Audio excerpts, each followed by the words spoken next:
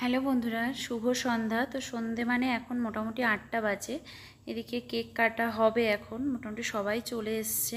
আমি ডাইনিং টেবিলে কেকটাও সাজিয়ে রেখেছি, তার সঙ্গে ধান তুরবা এবং প্রদীপ এগুলো সবই এক জায়গায় রেখেছি, একটু পায়েস আর গ্লাসে জল। ছেলেকেও বসিয়ে দিয়েছি। দেখো, ছেলে আবার 3 বছর পূর্ণ হলো। ও ভীষণ হ্যাপি বার্থডে নিয়ে কিন্তু খুব আনন্দ, ওর মনে সব সময় থাকে।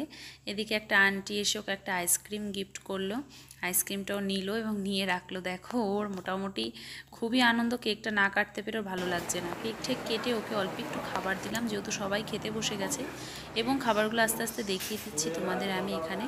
দেখো, চিকেন কষা, চাটনি, তার সঙ্গে এটা হচ্ছে চিকেন কাটলেট এবং শাহি পনির, তার সঙ্গে নান আছে, স্যালাড আছে, এগুলোই।